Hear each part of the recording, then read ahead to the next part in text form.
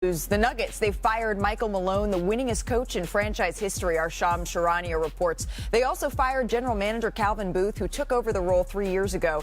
This was Malone's 10th season with the Nuggets. Since the All-Star break, the team has gone 11-13. They're 20th in defense this year, but days before the playoffs, this really is a shocking dismissal. And Josh Kroenke, the owner of the Denver Nuggets, he released this statement just moments ago. He says, "It's with no pleasure that we announce we've relieved Michael Malone of his coaching duties effective immediately." He does say that David Adelman will assume our head coaching role for the remainder of the 2024-25 season.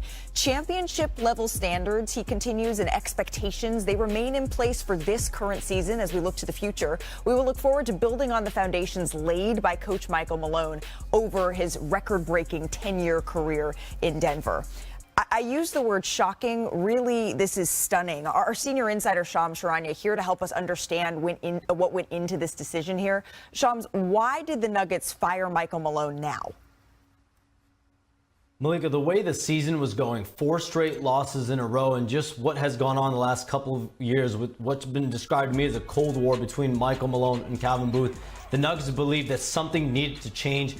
Now, they were likely going to dismiss one or the other come the offseason. So Josh Kroenke and the Nuggets decided to just get it over with now, seeing how the team is performing. But listen, everyone was shocked by the timing of this. That includes Michael Malone, Calvin Booth themselves. The players, I'm told, had a meeting where Josh Kroenke addressed them after the dismissal. He decided to flip the culture, didn't want to wait. He wanted to inject some life into this team going into the playoffs, because this is a team that, like you said, has struggled a little bit the second half of the year. They've dropped in defensive rating. But Michael Malone, this is stunning for him because he's the winningest coach in Denver Nuggets franchise history. He just led them to a championship in 2023. This is tied for the latest coaching change ever made. And it's one that probably would have happened in 2023, Malika, if he had not won the championship just based on circumstances with him and Calvin Booth. But now that he's fired after 10 years, it's certainly stunning for the Nuggets, something that this roster is now going to have to deal with and recover from. Yeah, Shams, there's just 3 games remaining. I'm hearing from folks close to Michael Malone now in real time that they just feel that this timing is disrespectful with this proximity to the postseason. As we bring in Brian Windhorst Kendrick Perkins.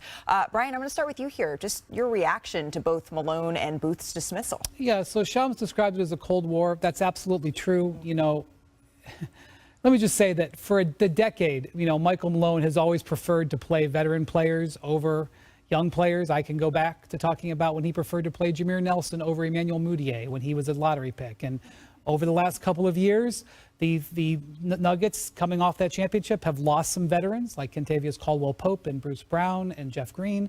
And the draft picks that Calvin Booth drafted, this slate of wings, Julian Strawther and Christian Brown and Peyton Watson, there was a pressure to play them, and that was an issue. But that has been an issue between executives and coaches for decades, and will be decades more. I mean, the team was ultimately successful.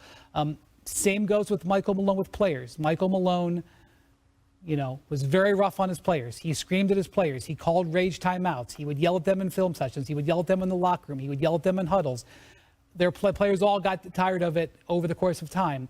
Why it would be any different now when they're on this 4-game losing streak as opposed to 5 years ago, to 5 weeks ago, I can't answer that. What I can tell you is with Calvin Booth, his contract was up at the end of this season.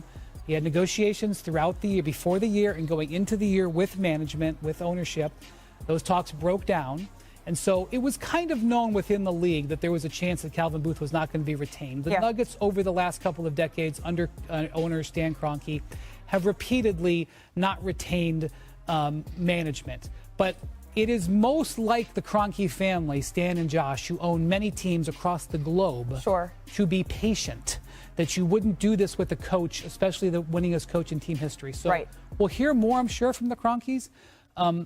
The fact that there was a breakup between the GM and coach isn't surprising. That it would involve Malone, too, is not maybe jaw-dropping at the end of the season. As you mentioned, it happening now is not what we would have ever foreseen. I appreciate all of that context, and then my mind goes to, Nikola Jokic, right? The league MVP many times over. He's only had one coach in his NBA career, and it is Michael Malone. Perk, your reaction to this? Well, he's about to have 2 coaches, and guess what? I'm actually not surprised. Here's why, okay?